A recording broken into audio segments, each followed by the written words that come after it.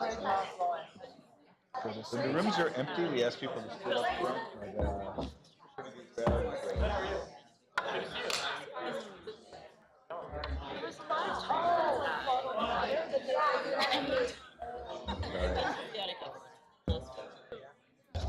I like this whole giving me alcohol before the events thing. Give it all of them.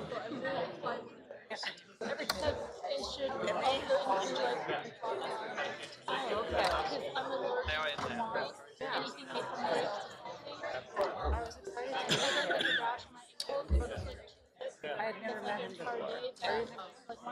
In fact, he's like the I learned that difficult thing when I was wine tasting.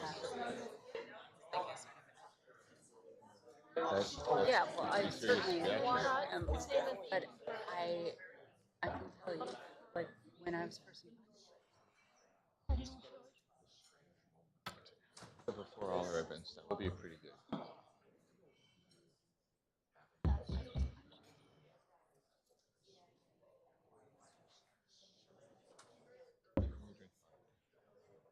Fresh.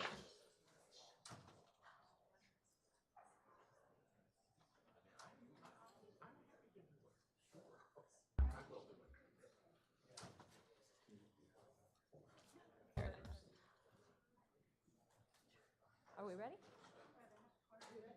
Yeah, let me bring the house lights down.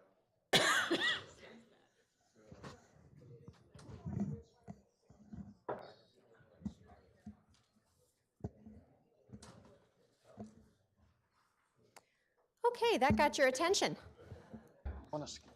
For what? Good evening. I'm Christine Farley, and I am a professor of romance, which we call intellectual property. And it is my honor and privilege to welcome you here tonight. And we are delighted to have you here. This is our 7th annual Jaszi Distinguished Lecture. And many of you have been here for previous iterations, and we're so grateful to see you all here tonight. The Jaszi Lecture, of course, is an opportunity for us to invite a world-renowned scholar, which we have with us today. This is making Maggie so uncomfortable, I know, because I know how humble she is. And we really look forward to this opportunity for us to come together and to share this experience of just having our minds expanded and then to have a reception and continue the conversation. And that's a wonderful thing.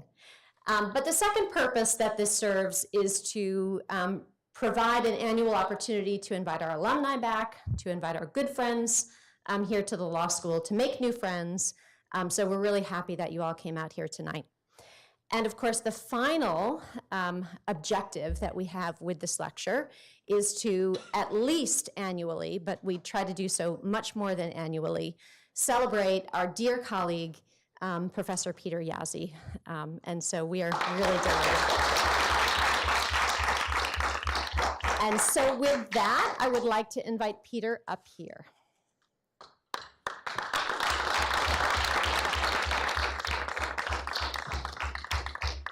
Thank you, Christine.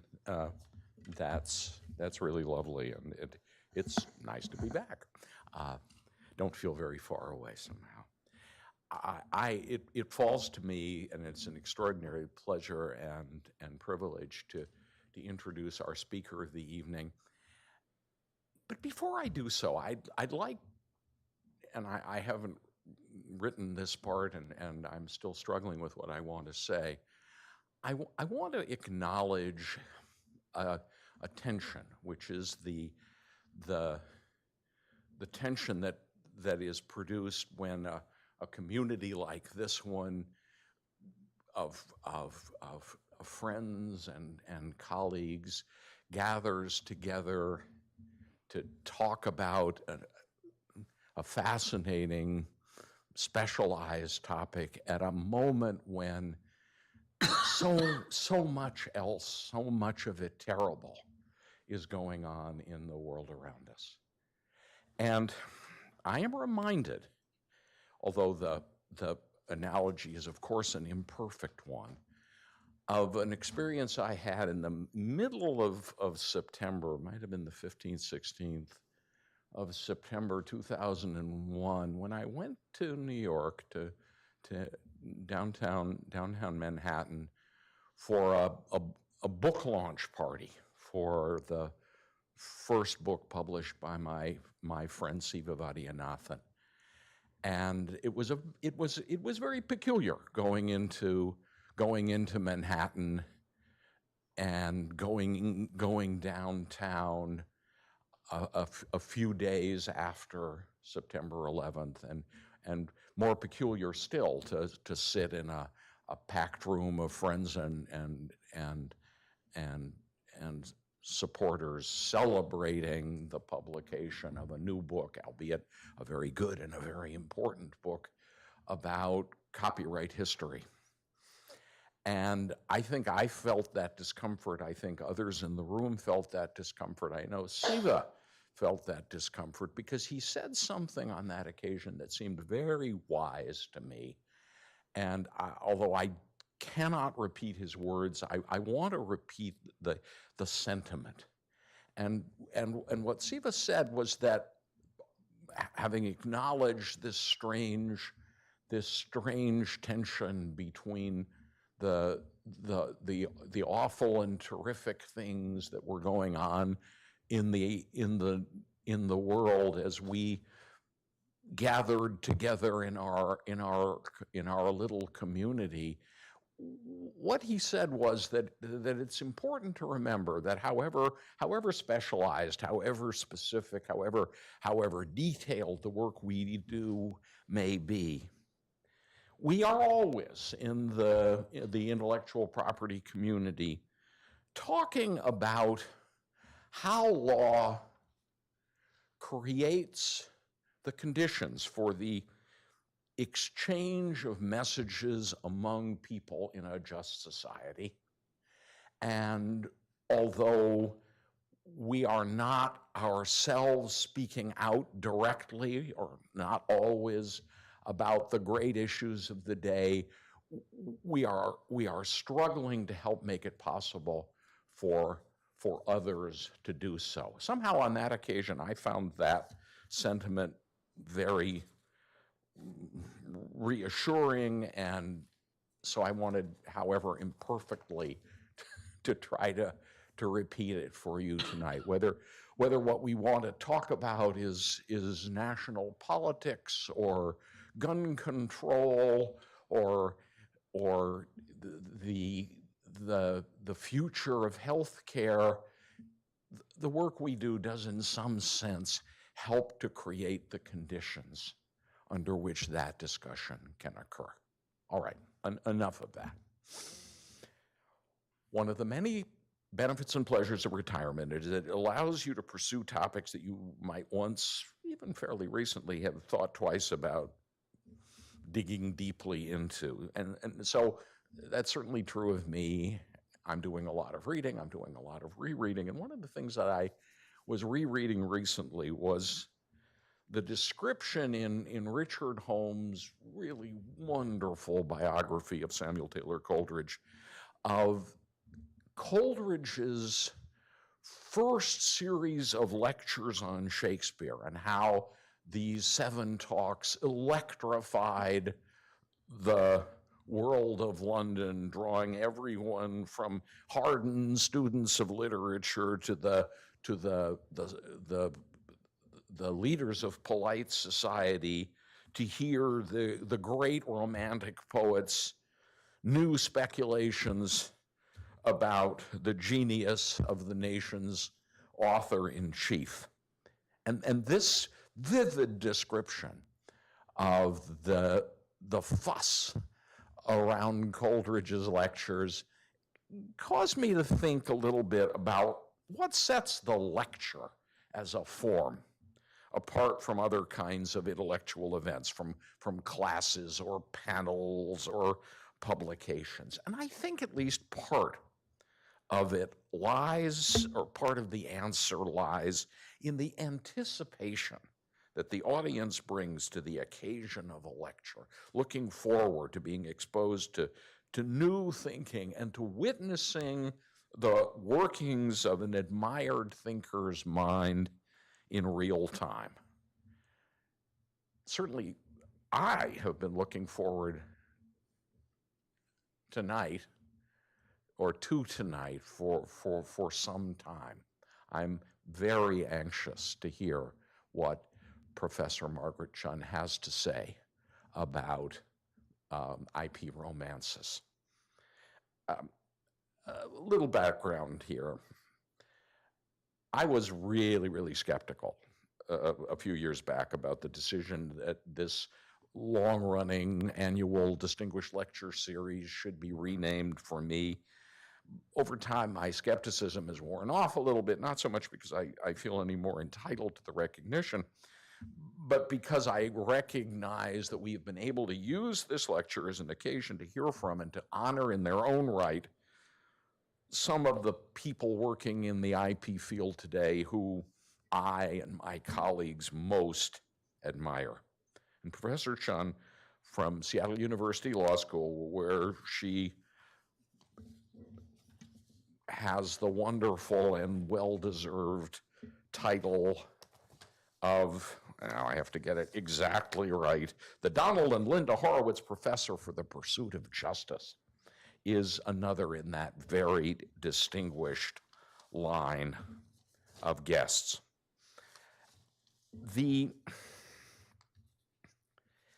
Let me find now my proper page, and here we are. Maggie Cho epitomizes the grand tradition of critical legal scholarship, which I define as inquiry into policy-relevant legal topics that's informed both by the scholar's personal values and by his or her theoretical sophistication. We can debate, perhaps even usefully, how this particular tradition, the tradition of critical legal scholarship, got its start in you know, if we were nominating candidates, I might suggest several of the legal realists, and perhaps especially Felix Kohn, as being potential progenitors or of this tradition. And we can debate the details of the evolution of the tradition as well, including the influence of the critical legal studies movement of the late 70s and early 80s. But I think there's one thing we can agree on, and that is that the tradition of critical inquiry in legal studies will continue to thrive as long as practitioners like Maggie Cho continue to work at the height of their powers. Her scholarly contributions have ranged across a wide range of topics. As her bibliography demonstrates, her range of interest is extraordinary, and her curiosity knows no bounds. IP doesn't define the scope of her inquiry, but fortunately for us, who toil more or less exclusively in that field, she has helped to define the contemporary field of IP studies. We are fortunate that she has chosen to sow some of her intellectual energy and creativity here. The working definition of critical inquiry that I gave you a moment ago involves, as you will remember, values and theory. It's pretty easy to talk about the values that have animated Maggie's work from its beginning to the present day in everything she has written, in everything she has taught. Her dedication to the goal of achieving distributional justice shines through. It's a bit harder to characterize her theoretical approaches from one contribution to the next, because she commands so many approaches and is so consistently open to new ones, especially ones in recent years from the domains of political science and the sociology of organizations.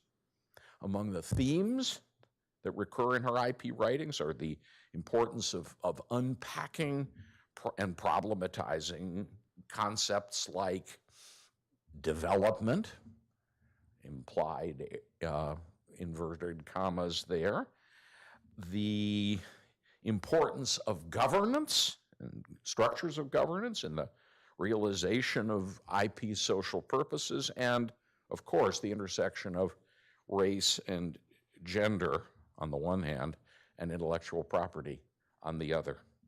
It's worth noting, therefore, that over the past decade and some, Maggie has been one of the most faithful, the most generous, the most dependable, and the most valued participants in the ongoing collaboration here between PIGIP and the Women in the Law program around intellectual property and gender. She's been a mainstay of other WCL initiatives as well, including, just to name one, the Global Congress on IP and the Public Interest. So when I welcome her here tonight, I do so not just because she is a dear and valued personal friend, but also because she's a very, very special friend of our program.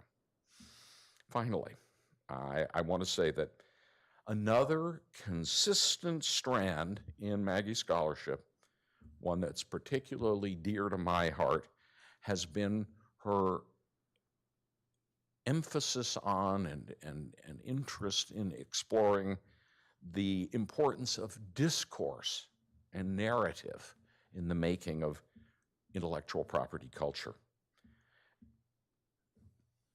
The talk she is going to give tonight, as I understand, I don't know because I haven't yet heard it, but I anticipate doing so with the greatest of pleasure, is, I think, likely to address some of the themes around IP discourse and culture making. So I just want to say, Maggie, thank you. Thank you for coming. Thank you for being part of our community, and I look forward to what you have to say.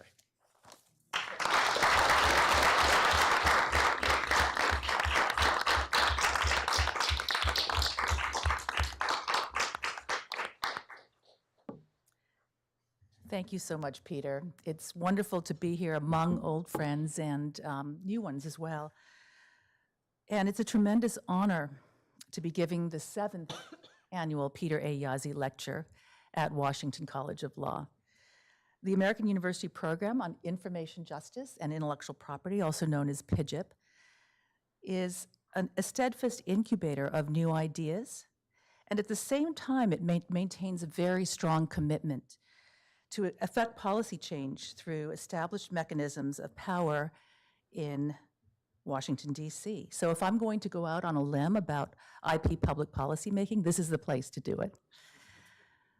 And thank you all for being here tonight, as well as those joining us online.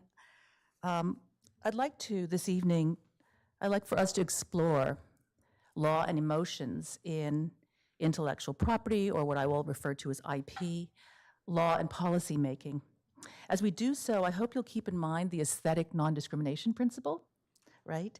The doctrine which states that, quote, it would be a dangerous undertaking for persons trained only to the law to constitute themselves final judges of the worth of a creative work. You may find this evening to be outside the usual parameters, but hopefully at least somewhat thought-provoking and maybe even with some merit. So here goes. Most of us are familiar with the idea of two cultures, attributed to C.P. Snow as describing the cultural division between the humanities and what is now called the sciences. In his Reed Lecture, which he delivered in 1959, Snow decried what he saw as the, quote, intellectual life of the whole of Western society increasingly being split into two polar groups. As a Cambridge University insider, what he chronicled was an ethos not much different from the Mean Girls that we associate today with toxic high school environments. In his words, quote, anyone with a mild talent for invective could produce plenty of this kind of subterranean backchat. On each side, there is some of it which is not entirely baseless. It is all destructive. Much of it rests on misinterpretations, which are dangerous, unquote. This inability to communicate across conceptual and cultural chasms is still very relevant. Indeed, the scope of the problem, as Snow outlined it then, which was the inability to discuss important scholarly topics at university supper tables, seems quaint in retrospect. A two cultures problem clearly pervades so much of our public discourse and policymaking today. An all too obvious example in our current political culture is the difference in worldview between the so-called blue states and red states. And within the world of IP, the IP maximalists find little common ground with the IP minimalists. Those who see IP as property cannot connect with those who view it as a regulatory regime. The law and economics analysts occupy different worlds from those who favor cultural or other explanations of IP. And much of what gets said is tuned out by the other side in the manner of Charlie Brown listening to his teacher go, wah, wah, wah, wah. What we probably can agree on, though, is this: the need for ongoing law reform, if for no other reason than because technological change is accelerating, and IP is the field of law most closely aligned to technology. IP legal scholars have our debates about IP law at our many academic conferences and workshops, yet in these dialogues, we typically do not acknowledge the individual and social contingencies in the process of constructing our knowledge. The science, if you will, of IP law, including its emotional content. We are constructing a body of knowledge without knowing ourselves. Each person's experience with IP is prefigured by their earlier experiences. Our individual views about IP are no doubt based upon certain assumptions, biases, and perhaps outright fantasies about what IP is or should be all about. These views are based not only on our individual predispositions and family and cultural histories, but also upon crucial influencers. And on the flip side, the deluded, misguided, and misinformed people we disagree with, and the bad guys who represent the things we don't admire in the least. These various culturally and socially contingent responses provide the substrate for our basic knowledge of IP. Understanding our emotional responses to IP is a key part of this knowledge base. One of the leading voices in the field of law and emotions, Terry Maroney, has pronounced that over the course of the last 2 decades, the traditional narrative casting law as a bastion of pure reason has begun to crumble. As it crumbles, we are free to explore the deep interconnectedness of emotion and cognition in the theory and practice of law. So I will try to address several kinds of disconnects tonight, but primarily the consequences of failing to connect with the power and significance of emotion in law. My first point will be about the emotional content of what we do, and I will argue that we ignore this content at the cost of a radically incomplete understanding of our field. The second will be a meditation on various durable romances within IP law through the lens of emotion.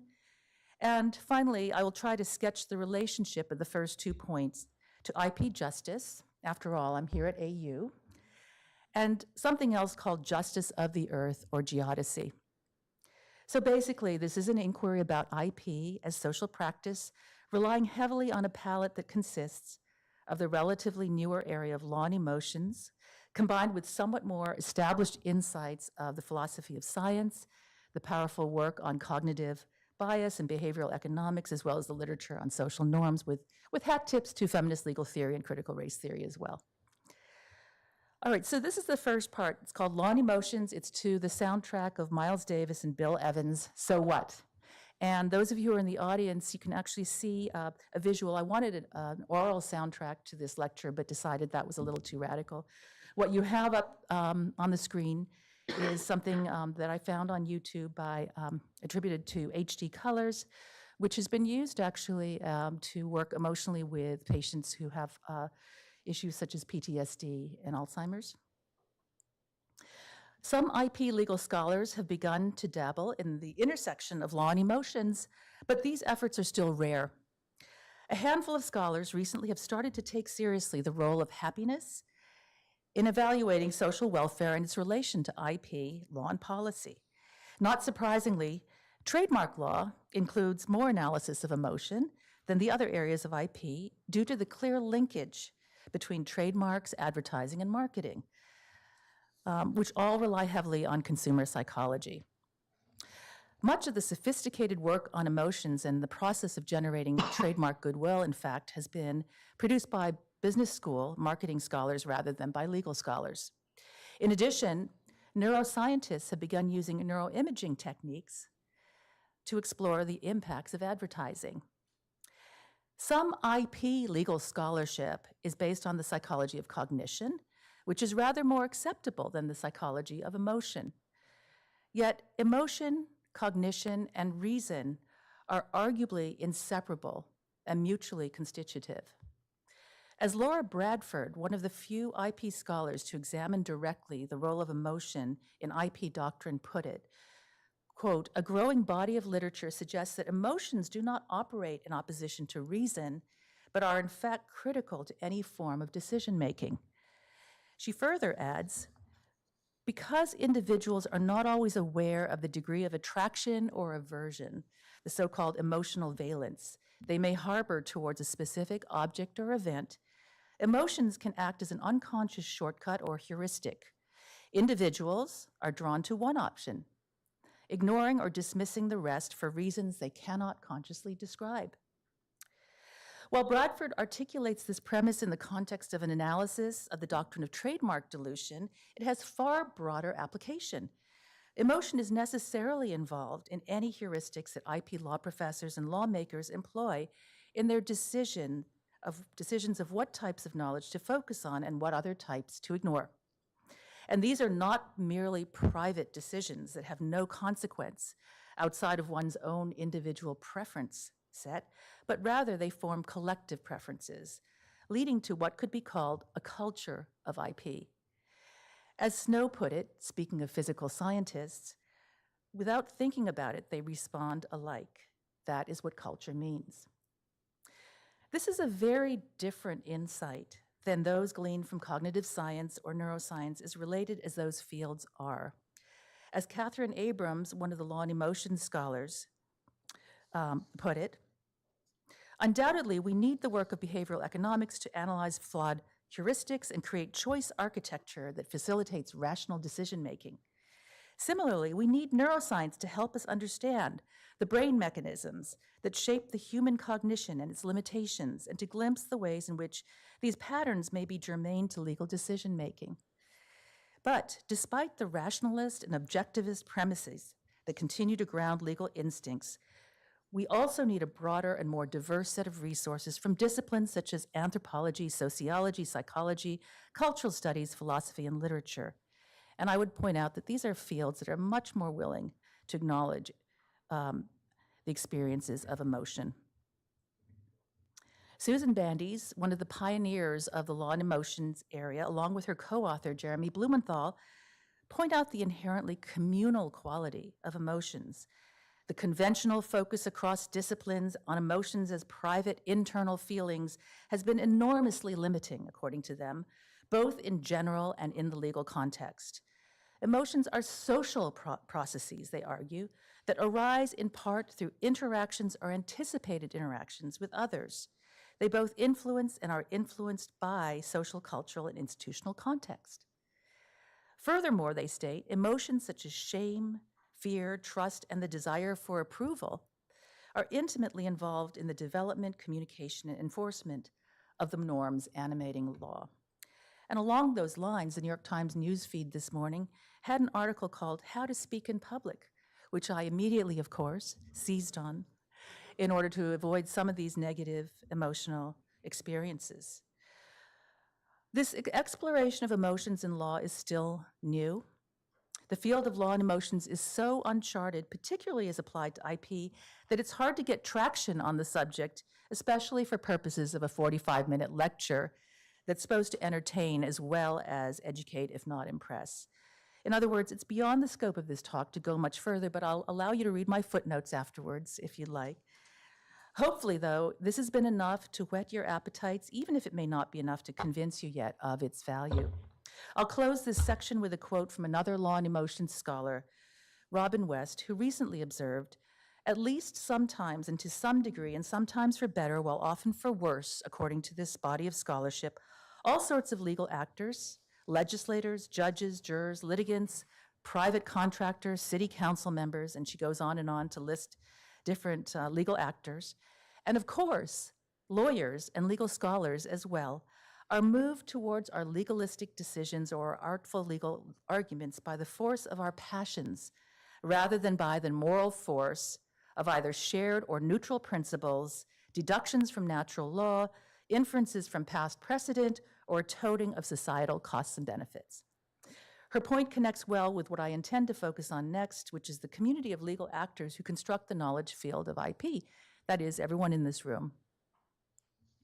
So my second section is entitled IP Romances Redux, and it is to the tune of Both Sides Now. IP scholars have been really good at critically examining the rational content of IP, but we have been much less eager to look more closely at the role of emotions in IP, and further, how we, as the storytellers of IP, are attracted to certain emotional valences, repelled by others, and impacted by all. Beginning with the legal realists, as Peter pointed out, US legal academics have long gazed upon lawmakers and speculated upon their probable biases and motivations. Many of us have been critical of the practices and methods of IP lawmakers. Legal scholars, however, have been rather more reticent to turn the critical gaze upon ourselves as putative policy shapers, to discern what our particular assumptions, biases, and motivations might be in our academic methods and practices. In general, what kind of person is drawn to IP? People specialize in IP for many reasons. No doubt, they do in part because of IP's ability to channel passionate, emotional attachments to certain powerful and largely positive cultural messages of author, creator, and inventor, not to mention entrepreneurship, innovation, and progress. Many of us, in fact, are creators ourselves outside of our day jobs. All of these concepts have both overt and implicit positive associations to most people, including those whose work revolves around IP. Most of us want to believe that we're doing good, or at least doing no harm, and IP's emotional penumbra is a good place to find oneself aligned with this overall goal. In the science of emotions, it produces positive rather than negative affect or response. This is not dangerous in and of itself, but it tends to produce an idealization, or if you will, a romantic view of these underlying concepts and purposes. Filtered through Western, particularly American views of human creativity and invention, narratives about IP assume certain conventions, starting points at direct dialogue, and that in turn have been subject to challenge.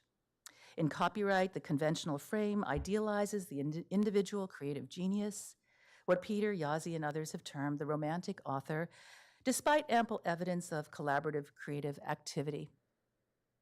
Patent law clings to its myth of the sole inventor despite persuasive evidence of increasing activities by non-practicing entities, the prevalence of simultaneous invention, and the treatment of patents as assets or investment rather than incentive. Both copyright and patent law rely heavily on incentive theory and the softer-focused Eureka myth, which have been questioned and partially discredited. Trademark law stories feature their own version of the romantic author with their singular focus on the source of origin of a good or service, a source which used to be guilds and local manufacturers. But as I have written, these romantic trademark owners resemble nothing like the brand holding companies that rely on supply chains and incessant outsourcing of ever more inexpensive components, characterizing today's global trade networks. Traditional knowledge continually contends with the romance of the public domain, despite many and frequently expressed concerns by the custodians of this knowledge that the undue focus on the public domain minimizes their ways of ordering knowledge. And all of these IP romances, all of them, including the critical examination of them, contend with the deep, deep influence of rational thought, scientific method, as well as syllogistic and other logical positivist mechanisms of law. Even critical scholars of IP fall prey to IP romances. Exhibit A. I have a strong positive attachment to the idea that IP can promote flourishing through either a human development or sustainable trade reframing. I want to feel that IP contributes to social welfare, whether by economic or other measures. Yet, development, particularly economic development, and particularly as experienced in practice by the so-called less developed countries, has many problematic consequences and dimensions, such as lack of inclusion and input by affected stakeholders. Thus, perhaps I, like others, have succumbed too easily to IP romances and possibly ignored what the consequences might be of doing so. Perhaps maybe that's because we want to feel, not know, but rather feel that we're doing the right thing with our scholarly efforts, that progress is still good, that the right policy can make a difference, and that we can make it turn out right in the end somehow, if not live happily ever after. So, what does the durability of these romances tell us about ourselves and our intellectual investments as the storytellers of IP? The various positive emotional attachments associated with these IP romances do important, yet largely unexamined work, whether for law professors, lawmakers, or the larger legal and policy communities in which they operate. As stated already, the better-known IP romances have been scrutinized, criticized, analyzed, and often unmasked by serious IP academics doing rigorous, reason-based research. A very recent example of this is Glenn Linney's book, Copyright's Excess, which launched in this room about 2 months ago at the Global Congress. And it engages in empirical quantitative research and concludes that the still prevailing incentive theory does not adequately describe the actual output of musical works affected by the reward of copyright. Nonetheless, incentive theory and other IP romances continue to dominate the IP knowledge communities, even as they arguably deflect attention away from other ways of framing, knowing, and shaping our knowledge systems. Why do these romances persist? These romantic intrigues may provide deliberate cover for other ends, such as maximizing rent-seeking by powerful interest groups. As Jaszi has put it, authorship has remained what it was in 18th century England, a stalking horse for economic interests that were, as a tactical matter, better concealed than revealed. In addition to this plausible smoke and mirrors explanation, Mark Lemley has posited that a faith-based belief in IP, similar to religious belief, accounts for the failure to heed evidence that some aspects of the IP system may not be justified. As he puts it, he posits a cognition-based explanation as well. A response to evidence that doesn't accord with one's beliefs is not to question one's beliefs, or even to question the evidence, but to retreat to a belief system that does not require evidence at all. Shyam Balganesh comes somewhat closer to what I'm trying to do here when he points to the symbolic function of conceptual vessels like author or inventor. Drawing on the work of Thurman Arnold, part of the Yale Legal Realist Group and a founding member of Arnold and Porter, Balganesh finds authorship to be one of law's, quote, great reservoir of emotionally important social symbols, unquote, that mediate between institutional ideals and the realities on the ground, thereby resolving the contradictions, incongruities, incommensurabilities as institutional practice. All of these accounts are persuasive.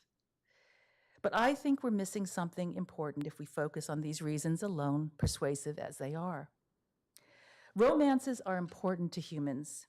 They keep us optimistic about our future as a powerful and yet fallible species. They provide us with emotional wherewithal to get through other stuff that might not be so great. They give us psychic incentives to propel ourselves towards a distant goal, vague in its exact details, but perhaps not wholly unattainable. In other words, we fall in love with ideas. Of course, our skeptical, rational sides, trained in scientific method and legal logic, view falling in love with ideas as suspect. Romances conjure up the idea of rose-colored lenses. They make us worry about being misled by deep, irrational, and even atavistic impulses. Indeed, some of the harshest critiques of the critical race theory method of storytelling came from legal scholars purportedly grounded in rational scientific method, who charged that the stories are not objectively verifiable and therefore not legitimate.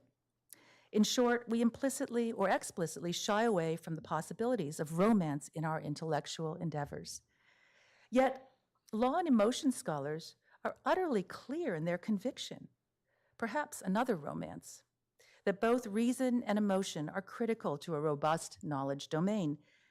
As MNS Sellers recently stated their case, quote, reason begins with axioms asserted as true, while emotions begin with feelings accepted as real. Both reason and emotion motivate action and often concern the same questions, but reason purports to guide and evaluate the emotions by determining when they are useful or appropriate and when they are not. Here, I would like to focus on two emotional responses associated with our more widely shared IP romances, so that we may begin to ascertain when and where these romances are useful or conversely dangerous. Both are seemingly positive, at least on the surface. The first is nostalgia, a term coined in the late 1600s and now commonly understood to mean a pleasure in remembering or reliving a past experience. Smelling a food that you used to eat as a child, for example. A recent summary of nostalgia research described, quote, nostalgia is not just a wistful glow associated with pleasurable events and experiences. It is an innate response to pain and distress, and in some sense, a coming home. What's more, cognitive scientists say a defining trait of nostalgia is its capacity to distort the past. If Marcel Proust comes to mind, you are not alone. Remembrance of things future? I don't think so. Nostalgia is one likely reason for the unusually bipartisan ambiance in the Senate hearings on the Music Modernization Act, in which all senators happily agreed with each other that something needed to be done to protect individual musicians, specifically songwriters and recording artists, as well as music publishers, from being shut out of the profits made by internet streaming services, most of which had been going to the record labels. In our collective cultural imagination, the figure of the musician, whether in the guise of the composer, the songwriter, the instrumentalist, or the singer, is one that still has the potential to transcend our hyper-polarized political environment. A musician can still function as a romantic figure, albeit for some individual musicians somewhat dented by unfortunate encounters in the Oval Office. Musicians can channel collective nostalgia for past musical works, as well as trigger other positive emotions such as gratitude, generosity, elevation, and awe. This shows the positive work that the emotion of nostalgia can play, especially with regard to artistic works, which often trigger emotional responses and then provide a platform for members of Congress to reach across the aisle, even in an increasingly brutal and frankly frightening political world. Whether one is from a red or blue state, we can share a national nostalgia about certain musical works, which can then turn into pride over the creative boundlessness represented by our shared cultural history. Not the least of this dynamic is the emotional content provided by our nostalgic response to the romantic author figure, which can be a way to overcome conflicting political perspectives.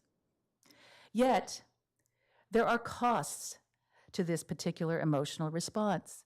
Nostalgia can minimize past harms and even glorify past injustices. In the context of musical copyright, it may flatten and essentialize the experiences of musicians, many of whom still do not have a place in the history they deserve. Some musicians were deemed to carry threatening messages, such as Link Ray, an American Indian affiliated with the Shawnee tribe, whose revolutionary guitar sound in his 1958 song Rumble was banned by US radio stations because the music, not the words, apparently challenged the status quo. This sensitivity to subversion of a particular national identity includes non-native and non-native born musicians such as Stravinsky, who was invited to Cambridge, Massachusetts, and while in Boston in 1944, prepared a controversial arrangement of the Star-Spangled Banner that provoked a police warning based on a law that as far as I can tell, is apparently still on the books. K.J. Green, Jamie Boyle, Jennifer Jenkins, and the late Keith Aoki have written more specifically about past racial and cultural transgressions with regard to copyright law in musical works. We may not have absorbed these and other cautionary tales from the past, and we may not when over-relying on nostalgia. And, as Mary LaFrance states in a forthcoming analysis, if the true purpose of the Classics Act is to enable older artists and their families to benefit financially from their creativity, the act shows a lack of imagination. By subjecting pre-1972 recordings to the same Section 114 royalty scheme as copyrighted recordings and not giving the recording artists any termination rights, the act ensures that the lion's share of the financial rewards from the newly recognized right will go to the record labels rather than the artists. IP romances are also entwined with another ostensibly positive emotion, hope. While nostalgia is concerned with reconstructing a past that minimizes negative experiences, hope is concerned with constructing an optimistic future. Interestingly, both emotions researchers posit that both these emotions are responses to adversity, hardship, and threats, whether perceived or real, and both tend to minimize the costs associated with either past or future experiences, respectively. Australian legal scholar Peter Drawhouse wrote about the crucial role of public hope on the part of developing countries in the context of international IP treaty making, specifically the TRIPS negotiations. To my knowledge, he is the first IP scholar to address directly the role of emotion in IP policymaking, and I remember thinking at the time that his was a strange and yet strangely persuasive analysis. Writing in the early 2000s, he described hope as constituted of imagining and believing in the possibility that some state of affairs in the future will come to pass. And he added, the assumption of rationality that has led to the dominance of calculative approaches in international relations, with game theory providing the dominant structure of calculation that is used to study decision-making. Yet the assumption that nation-states in certain circumstances are emotional actors is no less plausible than the rationality assumption.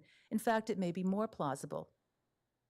Indeed, he of the Hope poster, President Obama, famously invoked many IP romantic tropes in his 2011 State of the Union address, when he, among other things, stated, "The first step in winning the future is encouraging American innovation. None of us can predict with certainty what the next big industry will be or where the new jobs will come from. 30 years ago, we couldn't know that something called the internet would lead to an economic revolution. What we can do, what America does better than anyone else, is spark the creativity and imagination of our people." This is a robust narrative of hope, invoking innovation, entrepreneurship, creativity, and can-do, all to indicate a future in which every American can reap the benefits of technology and to unify us as a diverse nation. And it resonates rhetorically, even as I have some doubts substantively as a critical IP scholar. The Trump administration has an Office of American Innovation, and while it's not clear what the office has accomplished to date, its very name projects the same hopeful message that America is great or will be made great again through American innovation. On a personal level, my family of origin has been and still is intensely idealistic about the world. I speculate, although I do not know for sure, that this focus on romanticizing life's realities must have been a partial response by my parents to traumatizing experiences such as forcible colonization, is there any other kind, of their country of birth, followed by a brutal civil war experienced firsthand. Like so many other immigrants, my parents wanted most of all to turn the page and fill the rest of the book of their lives with romance and its attendant emotion, hope.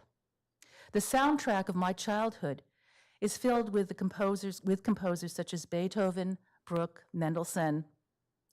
I call these composers not the German romantics, but the Korean classics, spelled with a K, like the Kardashians. I venture that I'm not the only IP person in this room who is emotionally guided by hope. Individual hope is certainly important in keeping one foot in front of the other, in spite of the challenging circumstances that life can throw at you.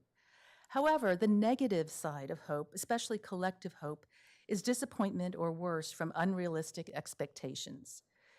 Inflated hope is often created by corporate marketing efforts and press releases when discussing the fruits of technological progress. Consider Google's former slogan, "Do no evil," and its current admonition, "Do the right thing." Or the especially ironic, "Be connected, be discovered, be on Facebook." I do not exempt IP scholars from this tendency to have unrealistically positive and perhaps utopian expectations for technological change. Remember, for example, the anticipation 2 decades ago of the internet's potential as a liberating space for democratic discourse, compared to the reality we find ourselves in now, surrounded by malice fueled by social media. The idea that information wants to be free, fueled by the hope of the ultimate unconstrained liberty, is, putting it kindly, daft in retrospect. The various IP romances of authorship, creativity, inventorship, progress, and so on both produce and are reproduced by strong emotions such as nostalgia and hope. These emotions tend to make IP romances more durable than they probably should or would be if wholly rational policymakers were responsive only to evidence-based information. IP romances are not necessarily bad, even if they don't align completely with the realities on the ground. But when the emotional valences of IP are deployed for policy ends that are wildly incongruent with creative realities or social welfare outcomes, then we should be concerned. Collective hope, in particular, is important, indeed possibly crucial, in motivating us to work for positive social change. Yet hope can be and is misused and manipulatively marketed by what Drahos called the merchants of hope, whether by political or corporate campaigns. Emotions can also mask legitimate concerns that should be included within a rational analysis of science and knowledge, and the legal institutions tasked with regulating them. As Bandes and Blumenthal put it, knowledge of emotional dynamics can be utilized to restructure incentive systems and to construct more effective legal institutions. So the final part of this lecture will take up their challenge. It will suggest how emotions might help us to understand our current dilemmas relating to science and technology in general and to IP in particular. And it's entitled IP Justice and Geodesy, to the tune of Buffy St. Marie, "My country, 'tis of thy people, you're dying." Philosophers of science, such as Donna Haraway, Bruno Latour, and others, claim that scientific knowledge is largely socially constructed. While their views have been flattened by their critics as postmodern cant, I interpret their claims instead as acknowledging an irreducible core of knowledge that is based on natural laws, such as gravity. Sandra Harding, one of my favorite feminist philosophers of science, invokes Haraway that it turns out to be possible, quote, to have simultaneously an account of radical historical contingency for all knowledge claims and knowing subjects, a critical practice for recognizing our own semiotic technologies for making meanings, and a no-nonsense commitment to faithful accounts of a real world. Their point is not of absolute relativism, but that scientific objectivity is almost never value neutral. Much of what people accept as knowledge, science, and/or truth is affected by cultural and social context, constraints, and opportunities. The making of knowledge, like any other social endeavor, is, well, social. The climate change debate is a prime example.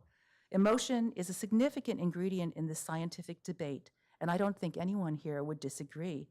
Indeed, emotional responses explain much of the post-fact society that we seem to find ourselves in right now. Snow's view in 1959 was that humanists were Luddites and scientists were optimistic change agents, ready to embrace the future. Today, in IP, despite our own romantic tendencies, legal scholars can be skeptical about the basic parameters of IP systems and are willing to stand down from the siren calls of innovation and progress if evidence suggests they are leading us in the wrong direction. Some of us are willing to state that IP in certain manifestations could be counterproductive to social welfare.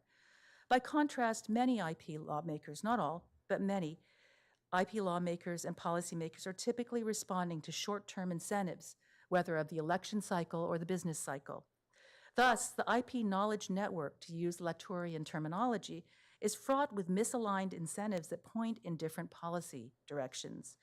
Emotions provide some explanation of why so much evidence-based research about the limitations of the current IP system is going nowhere fast despite our common concerns and ground. Snow also had what could be called a naive, mid-century view of the liberating impetus of technology. He believed that scientists, not humanists, had the tools to address issues like world hunger and other pressing problems of global inequality. The scientific revolution obviously did not manage to solve the problem of global inequality, and today we require more, not less, interdisciplinary cooperation. Indeed, the law and emotions field is by necessity cross-disciplinary, drawing from neuroscience and the humanities at the same time. Cyberbullying cannot be divorced from the choices made by technical architects and other masters of the universe in our tech areas, and must contend as well with the social and emotional impetus for and consequences of our communicative activities, including but not limited to the neurologically addictive impacts on pleasure centers of the brain. IP-related scholarship has something to contribute to any solutions, as the work by cyber scholars such as Danielle Citron demonstrates. We need to continue resisting the incentives and impulses toward over-specialization and parochialism. The two cultures problem of the post-war military-industrial era is also completely dwarfed today by what Julie Cohen first described as post-industrial IP. This includes the move from IP-protected goods to IP-protected services as one of the many newer strategies and approaches to post-scarcity. Rampant concentrations of informational powers occurring within what I've termed cognitive capitalist business models. Data is the new oil, as the already trite saying goes, and attention is the key transactional vector in our post-scarcity, information-saturated digital economy. This also results in far less transparency, as there is a decided shift away from public regulation towards private mechanisms of governance. As consumers of IP-protected content, we are all increasingly exposed only to the side of the story that we already want to see or hear, and that is a feature, not a bug, of our network-based media business models. Understanding how emotion undergirds attention, not just for trademarks or brands, but to other areas of knowledge production protected by IP, is an essential first step to addressing these pervasive information asymmetries and biases. Information may have wanted to be free at one point in internet time, but we now know all too well that it always comes with a cost. And possibly the most alarming difference today from 1959 is that no one is at home in Washington, D.C. to address climate change, which both scientific consensus and anecdotal evidence from the daily news reveals as the biggest threat to human security today. From an emotional perspective, climate change denial seems yoked to other destructive emotions such as resentment and humiliation at being stripped of dignity by an indifferent global trade system, combined with schadenfreude, intolerance, and above all, toxic anger of and at those who are perceived to be different. Reason-based innovation and technology, supposedly the key to our salvation, seems to be not only constrained by social context, but positively straitjacketed by negative emotions and their consequences. This is probably the most challenging of all the technology-related issues. Is there any way out? At this point, I've conveniently run out of time. But it is not entirely to me to engage in different modes of imagination that will be required to address these problems before we all run out of time. The suggested reading list includes a very short article published recently in Science by Lenton and Latour entitled Gaia 2.0. It contains some intriguing and yes, hopeful concepts such as, quote, the challenge to design and incentivize a transition to a circular economy, The term geodesy, meaning justice of the earth, is also worth pondering, as it includes not just humans, but accounts for all living beings affected by the Anthropocene. So this is my conclusion, and it's to the tune of the opening guitar riff of the Allman Brothers' Ramblin' Man, because, of course, I'm a white guy from the South, right? The biologist credited for jumpstarting the environmental movement in the US, Rachel Carson, said, "It is not half so important to know as to feel." I might add that it is as important to know what we feel as we know and when we know. It's typical to end with a normative bromide, so let me say this. Our field supposedly concerns itself with the fruits of intellectual labor.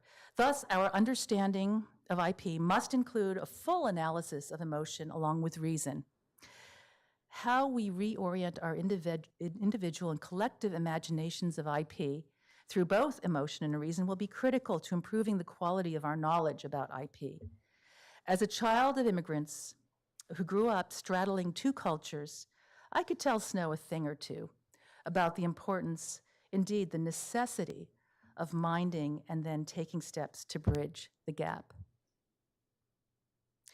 So, as with many other efforts intellectually, I acknowledge Peter Jaszi as an influence. He engaged in a similar style of discernment last spring at a different event, speculating on a deeply personal level about his particular emotional affinities to the cultural underpinnings of Anglo-American copyright law, and how these affiliations may have distorted his own expertise. At the time, I remember being just a little bit alarmed, but I think I get it now. So thanks, Peter, yet again. And thank you all for listening to this, and again, to my very gracious and ever-nurturing IP colleagues here at Washington College of Law. And I think that's the wrap for now. I look forward to talking to you at the reception.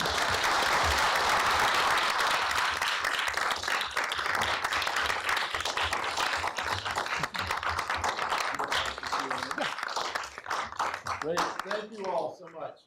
So I'm Mike Carroll, and I'm one of those colleagues here at WCL, and I think we have a little bit of time for questions before we give you some more food and drink. So if you could use the mic so that people online and the recording can hear you. Tell us who you are and what your question is, please. Could be a comment. Do you like the colors up there? Come on down, Chris.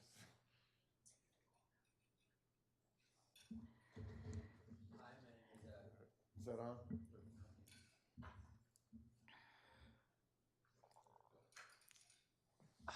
There it is. Hi, my name is Jack Newell, and I'm a 2L here at AU.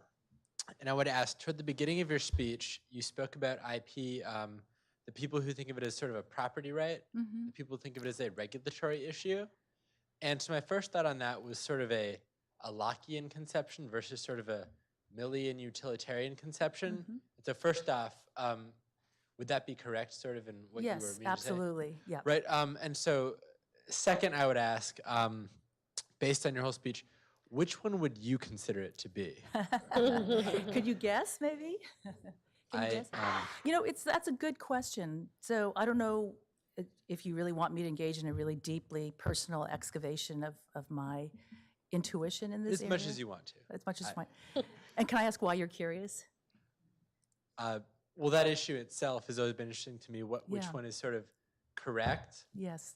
Because, a little tangent, the founders of the country were particularly Lockean, but then if you look at the IP clause, it's very utilitarian in nature, and so that's always been an issue for me, of which way to sort of drive on that. Yeah, okay, great. So that's a wonderful question, and all the questions will be wonderful, by the way. That was something I learned by reading the New York Times article, as you always say.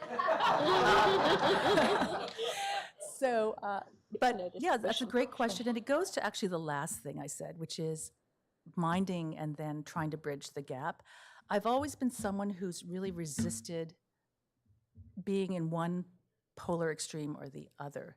At the same time, I'm a critical scholar, so I do admit to my bias to being quite skeptical of status quo.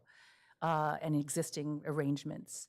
But at the same, I think that my scholarship and my natural sort of emotional affinity is to try to find some place in the middle, right? And so there are aspects to copyright that I firmly believe really fall within this idea of personality and sort of something connected to one's individual sort of core.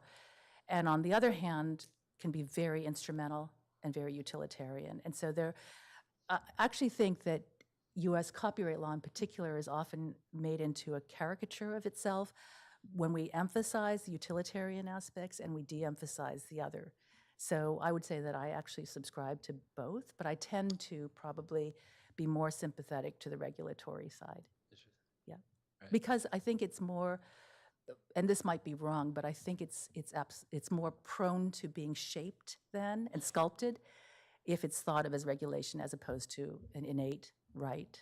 So, Thank you. thanks. Thanks for that great question. Another great question. I'll try. Chris Newman from George Mason Law. First, thank you for a really eloquent and fascinating discussion. What occurred to me while listening to you and thinking about the role of emotion, I mean, you sort of put your finger on something that I've sort of thought subliminally for a long time, and you sort of helped me bring out, which is that even in an economic framework, right? Modern economics is all about what? Utility maximization, which means preference satisfaction, which means emotions, right? I mean, in effect, utility, if it means anything, it reduces to, in some sense, good feels. And then it occurs to me how many of the debates that you have in IP policy or in which side people instinctively take in particular conflicts probably has a lot to do with which set of bad feels they identify with more. Is it the person who thinks, I've created something and I feel emotionally invested in it, and therefore it hurts my feelings when people use it without my permission or fail to pay me or fail to attribute to me or whatever. On the other hand, you have the people whose emotions are hurt because I really want to post something to the internet right now, and copyright law would tell me I have to wait and get permission, or I can't watch the movie I want to watch right now because it's too hard to find the particular vendor who's going to sell at the price point I want, or all the sorts of disutility that sometimes we try to put into supposedly objective utilitarian framework really just amounts to whose disappointed feelings do we care more about. I'm wondering if that what you'd like to say about that. Thanks. Thank you very much for that great question. And so, yeah, Chris Bucafusco, I'm sure you know of his work on happiness, and he kind of disentangles this idea of utiles from happiness.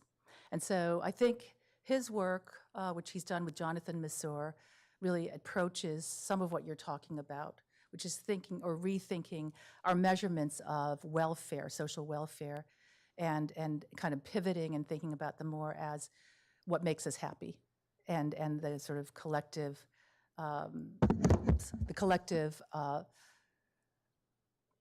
happiness as being what we should mean by social welfare, as opposed to sort of this more standard utilitarian accounts.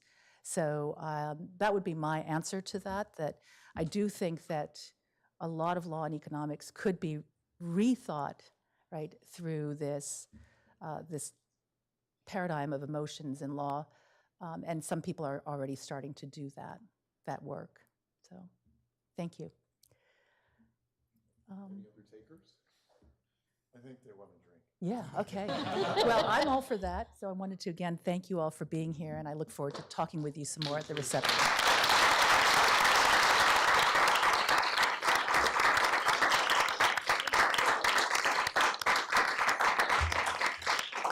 We do have a reception outside, and I hope we can, we've had intellectual stimulation, and now we can have a repast in which we will exchange further ideas with each other in a romantic mode.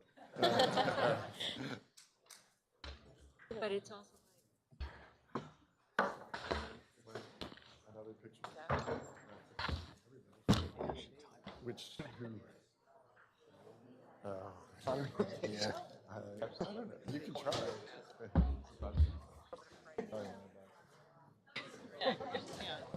Look, it's very easy. Very specific. That was Right. Can we grab a strawberry? Are you gonna eat or? There's anything to eat? I need to something. I'm going downtown. Oh, you're going down. Yeah. Right. Yeah.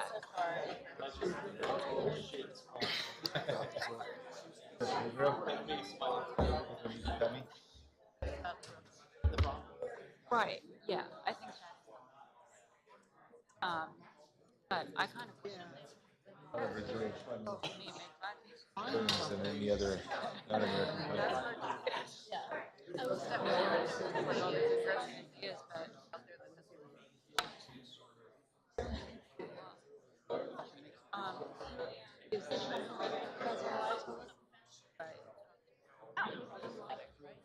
Well, they do, and I'll try to explain how to think about it. very nice. Easy to look at something. And you get to know the problems, but the things that are problems.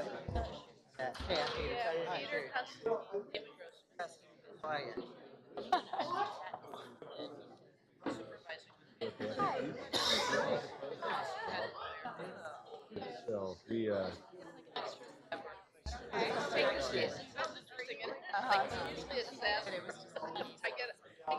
Right, right. Yeah.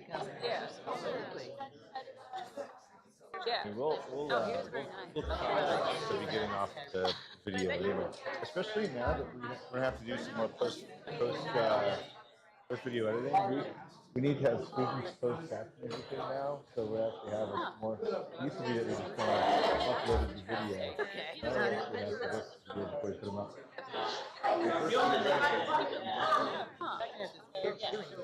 Because they gather reference to sort of meetings. But yeah, but it didn't seem like it was Cornell? Oh, well, that's good. All right, that's good. This was really helpful. I mean, I had to like tell Christine, like I have scarlet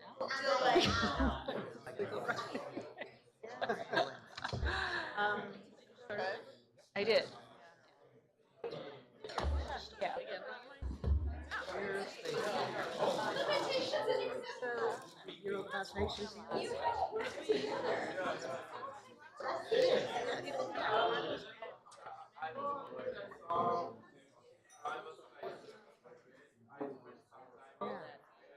It was really painful. I mean, I like it. That sounds pretty cool. And then it was like, oh wait, doing our EEO complaints, and I was like, Even if it's like or it's always employment is one of the tests. Yes, always that's right. even if I even Yes. like yes. there's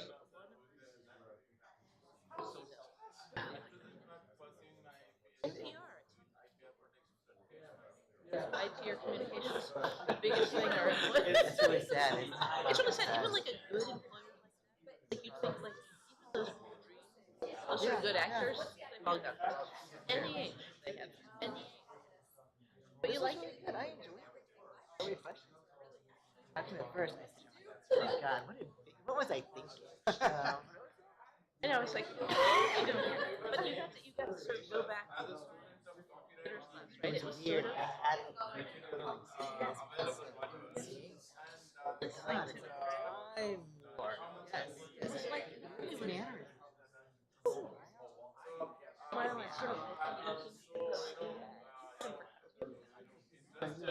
I signed up for it, but then